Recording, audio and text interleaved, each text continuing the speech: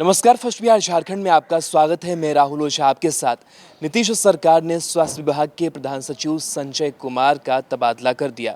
उनका तबादला पर्यटन विभाग में कर दिया गया। पर्यटन विभाग के प्रधान सचिव वो बना दिए गए और उनके जगह पर स्वास्थ्य विभाग के प्रधान सचिव उदय सिंह कुमावत बना दिए गए।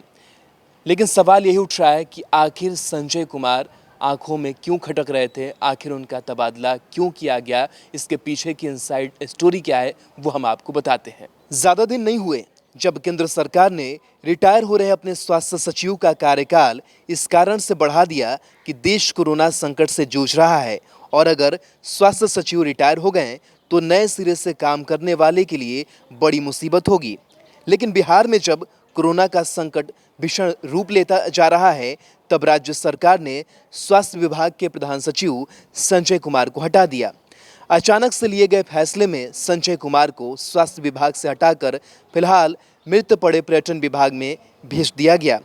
महामारी के बीच स्वास्थ्य विभाग के प्रधान सचिव का तबादला सामान्य बात नहीं है और सरकार के भीतर ये चर्चा आम है कि संजय कुमार बहुत दिनों से राजा की आंखों में खटक रहे थे। अब हम आपको वे कारण बताते हैं जिसकी वजह से सरकार ने ये फैसला लिया है।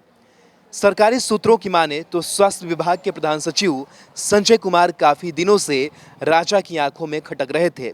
इसकी शुरुआत 1.5 महीने पहले हुई थी जब स्वास्थ्य विभाग ने पीएमसीएच के माइक्रोबायोलॉजी विभाग के विभागाध्यक्ष डॉक्टर सत्येंद्र नारायण सिंह को सस्पेंड कर दिया था।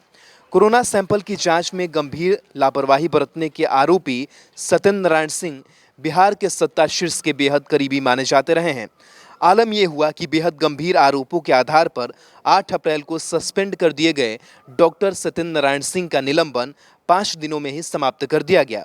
डॉक्टर सत्येंद्र नारायण सिंह को फिर से अपने पुराने पद पर बहाल भी कर दिया गया।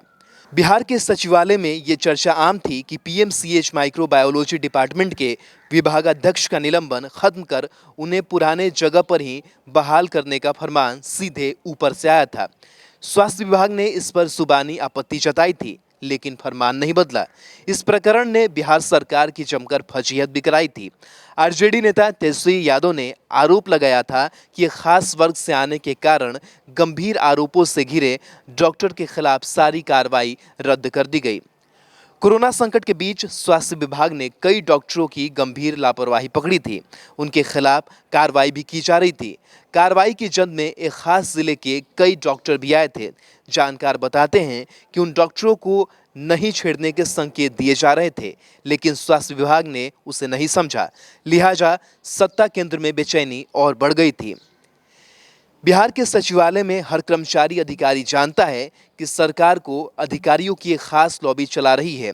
कहा यह भी जाता है कि अधिकारियों की इस लॉबी के हेड के सामने पूरी राजसत्ता नतमस्तक रहती है। बिहार में ट्रांसफर पोस्टिंग से लेकर ठेका पट्टे के सारे बड़े काम इसी लॉबी के रास्ते अंजाम तक पहुंचते हैं। लेकिन स्वास्थ्य महकमे में इस लॉबी की चल नहीं रही थी। लिहाजा लगातार ये कोशिश हो रही थी कि महकमे का कंट्रोल ऐसे हाथों में सौंपा जाए जिससे अपने मनमाफिक काम कराया जा सके। बिहार के स्वास्थ्य विभाग में मंत्री और प्रधान सचिव के बीच टकराव की खबरें आम थी।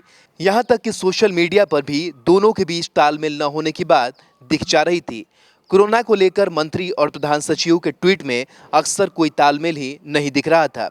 स्वास्थ्य विभाग में होने वाली चर्चाओं के मुताबिक स्वास्थ्य मंत्री और प्रधान सचिव के बीच टकराव की खबरें लगातार आम हो रही थी। लिहाजा बीजेपी की ओर से भी स्वास्थ्य विभाग के प्रधान सचिव को हटाने का दबाव था। हालांकि जानकार बताते हैं कि नीतीश कुमार के शासनकाल में मंत्रियों की नाराजगी से अधिकारियों का कुछ नहीं बिगड़ा है।